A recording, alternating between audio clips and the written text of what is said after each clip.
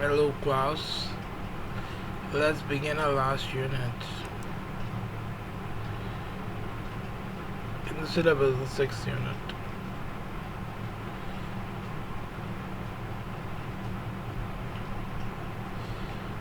So let us first see other heat resistant materials.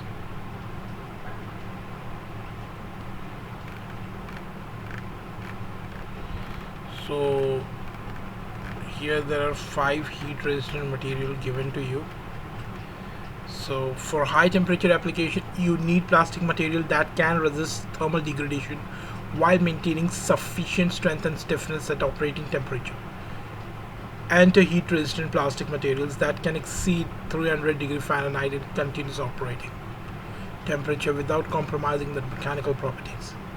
Choosing the right heat resistant plastic for the job often involves more considerations than just the operating temperature, such as the material's chemical resistance, friction and wear performance, and tensile strength.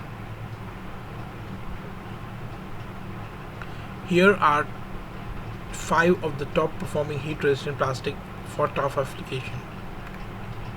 Teflon, PTFE, polytetrafluoroethylene, is most widely known for its non-stick properties, as it has one of the lowest coefficients of frictions against any solid known to man. So whenever you touch the Teflon, you must have found it very smooth, but it also has a large operating temperature range with enough thermal stability to be used between minus 328 degree Fahrenheit and plus 500 degree Fahrenheit without degrading. PTFE also has high flexural strength, high electrical resistance and dielectric strength, and is hydrophobic, means water repellent, water heating. One of the other unique features of Teflon is that it is almost totally chemically inert and highly insoluble in most solvents or chemicals. This incredible combination of properties makes it the perfect polymer for a range of high temperature applications. Preparation of Teflon. The monomer used in the preparation of Teflon, CF2 double bond CF2, which is a gas at room temperature. Tetrafluoroethylene is polymerized by using free radical initiators such as hydrogen peroxide or ammonium persulfate at high pressure to produce polytetrafluoroethylene. Okay. Properties of Teflon. Teflon is tough, chemically inert, and resistant to heat and attack by corrosive reagents. CF bond is very difficult to break and remains unaffected by corrosive alkali and organic solvents. Teflon is used in making non-sticking cookwares, oil seals, gaskets, etc. Last spell. The heat-resistant plastic can serve a temperature of up to 550 degree Fahrenheit and can even endure temperatures up to 900 degree Fahrenheit for limited periods without altering its thermal or mechanical properties. This makes Vespel popular choice for applications such as jet engines, cars, trucks, and industrial machinery. Because in automobiles and planes there is a lot of heat generation. Vespel is also highly resistant to chemical corrosion, as high impact resistance and strength toughness, and provides low friction and superior wear performance. This lightweight material can be easily machined to achieve complex geometries and tight tolerances, allowing for the creation of designs that would be impossible with lesser material. Tolon is a polyamide that offers exceptional long-term strength and stiffness with a continuous service temperature of 500 degree Fahrenheit. This makes it an effective alternative to metal for high temperature friction and wear application. Tolon is stronger at 400 degree Fahrenheit than other engineering resins are at room temperature. with outstanding resistance to creep, wear, and chemicals, including strong acids and most organic chemicals. Tolon is perfect for severe service environments. Now, PEEK, with a melting point of over 700 degree Fahrenheit, a continuous operating temperature of 500 degree Fahrenheit, and superior hardness, PEEK can run in high load, high temperature environments without any loss of dimensional properties. PEEK is also resistant to many harsh chemicals and is capable of withstanding wear effects under harsh physical and chemical conditions. With the highest tensile and flexural strength of any high performance polymer, PEEK is perfect for applications that require metal-like durability, while PEEK's high temperature resistance can be difficult to process. It's in its solid state. PEEK is readily machinable by CNC milling machines. Now, Cellazole. In temperature exceeding 400 degree Fahrenheit, Cellazole PBI has the highest heat and wear resistance, as well as the best strength and mechanical property retention of any engineered polymer available. Cellazole is most recognized for its exceptionally high glass transition temperature of 800 degree Fahrenheit and offers better load carrying capabilities and wear resistance at extreme temperature than any other reinforced or unreinforced engineering plastic. It has a continuous service capability of 750 degree Fahrenheit in inert environments and 650 degree Fahrenheit in air, with short-term exposure potential up to 1000 degree Fahrenheit. This high-performance thermoplastic is high strength, high modulus, does not burn, is soluble in few solvents, and other plastics that melt do not stick to it. So this was all regarding heat resistant polymers. Now, in the third semester practicals in the last semester, you must have done melamine formaldehyde, urea formaldehyde, phenol formaldehyde, right? And also heat resistant material. So just go through this word files once and learn it to improve your knowledge. Now let us see polyurethane.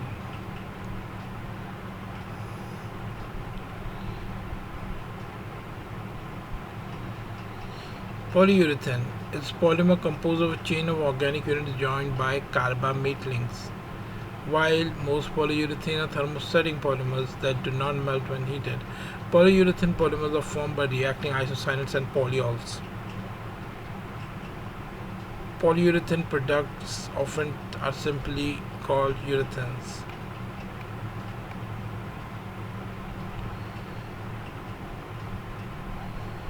Properties: good abrasion resistance, good impact resistance, good toughness, low viscosity, high elongation, good tear resistance, low shrinkage, hydroelectric stability, resilient.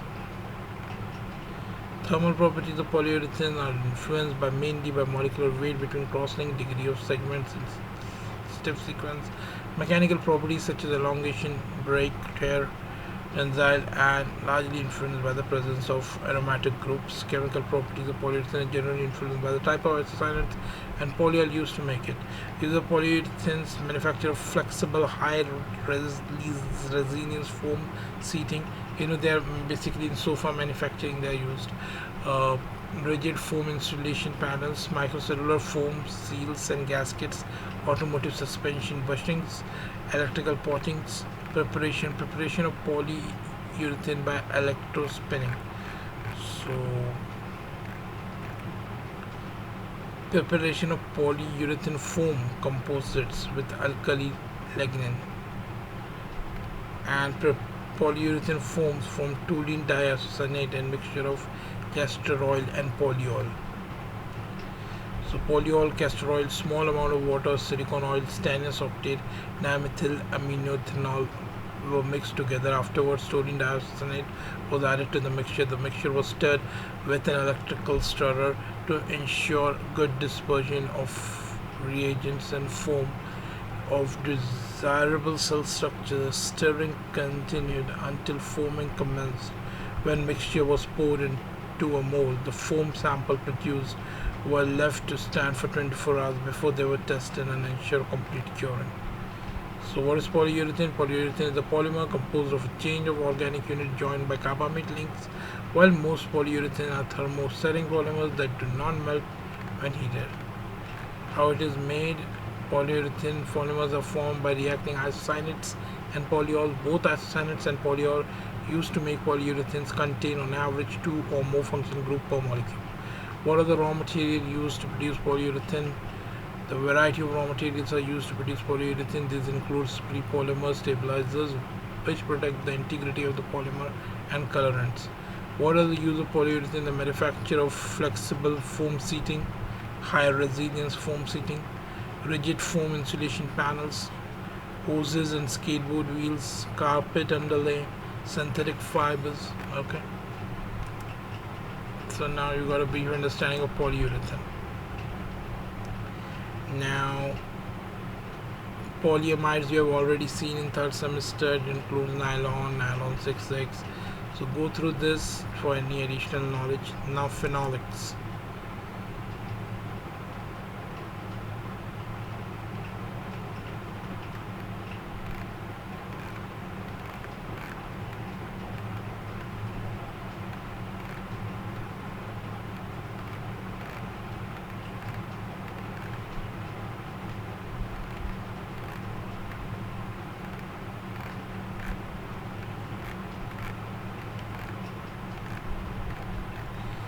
So this part is already taken in your organic chemistry, I think so.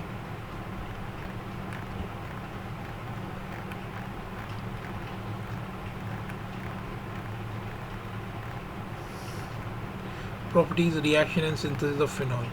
An organic compound is aromatic in nature with a structural formula of C6H5OH. It is a white crystalline rock that is volatile in nature. The molecule has a phenyl group attached to a hydroxyl group. It is slightly acidic and needs careful handling due to its tendency of causing chemical burns.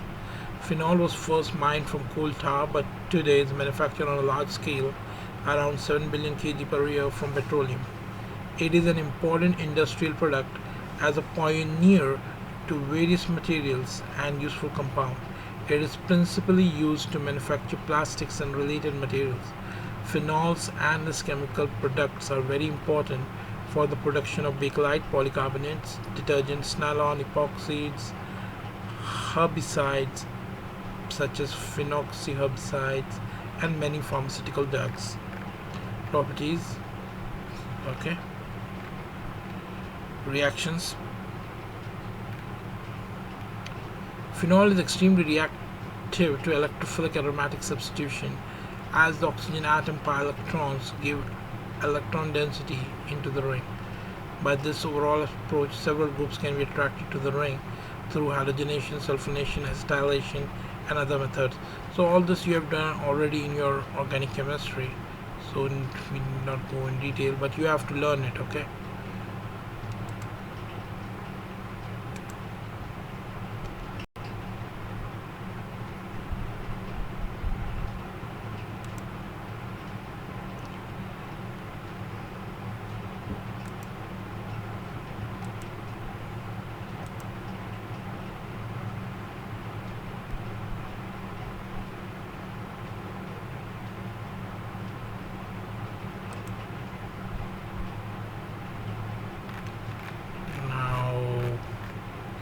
After phenolics, silicon. Cellulosic we have already done in third semester, the entire cellulose thing you have to learn.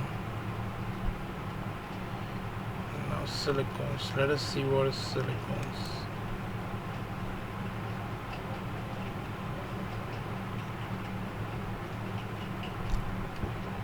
Silicones or polysiloxanes are organosilicon polymers with general empirical formula R2SiO2. Since their empirical formula is similar to that of ketone R2CO, they are named silicones. These silicones may be linear or cross-linked because of their very high thermal stability. They are called high-temperature polymers. Preparation. Generally, silicones are prepared by hydrolysis of dialkyl dichlorosilicanes R2SiCl2 or diaryl dichlorosilicanes AR2SiCl2, which are prepared by passing vapors of RCl or ArCl over silicon at 570 K with copper as a catalyst. The hydrolysis of dialkyl chlorosilicanes R2SiCl2 yields a straight chain polymer which grows from both sides. Okay, so what you do initially,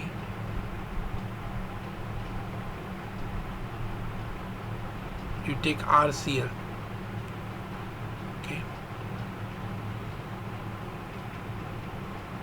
and you add it to silicon.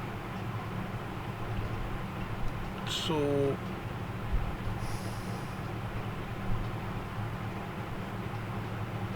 in presence of copper as a catalyst and 570 K, you get this R2SiCl2 dialkyl dichlorosilicans. So once you get this, you carry out its hydrolysis and it will yield a straight chain polymer which grows from both sides.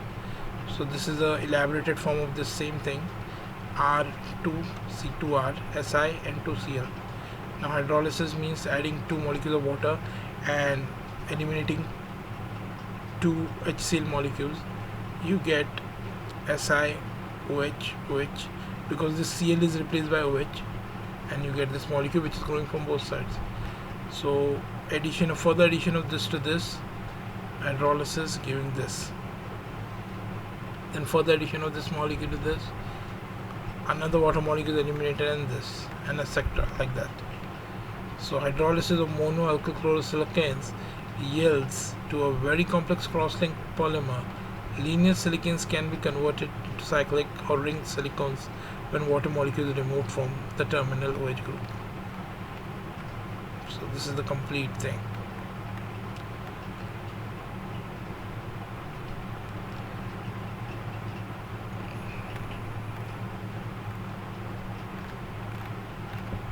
Types of silicones. Linear silicones.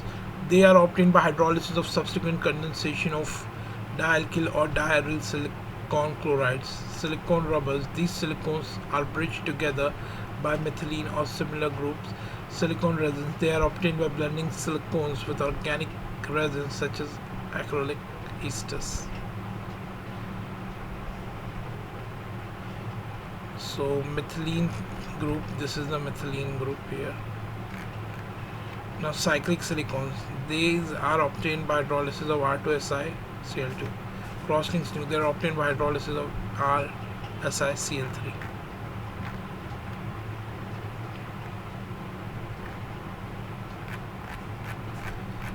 Okay, properties. The extent of cross-linking and the nature of alkyl group determine the nature of polymer. They range from oily liquids to rubber-like solids. All silicones are water repellent. This property arises due to the presence of organic side groups that surrounds the silicon, which makes the molecule looks like an alkane. They are also thermal and electrical insulators. Chemically, they are inert. Lower silicones are oily liquids, whereas higher silicones with long chain structure are waxy solids. The viscosity of silicon oil remains constant and does not change with temperature, and they don't thicken during winter. Silicones are used for low temperature lubrication and in vacuum pumps, high temperature oil baths, etc. They are used for making waterproof clothing. They are used as insulating material in electrical motor and other appliances. They are mixed with paints and enamels to make them resistant toward high temperature, sunlight, dampness, and chemicals. So waterproof clothes are made by silicones. Insulating material in electrical motors is made by silicones. Then they are mixed with paints and enamels to make them resistant to high temperatures, sunlight, dampness, and chemicals. So this is all regarding that. So everything is done. Please read each and every word file and PDF. Okay, then your unit number 6 is over, most of which we have already completed in previous semesters and subjects like organic chemistry. Thank you.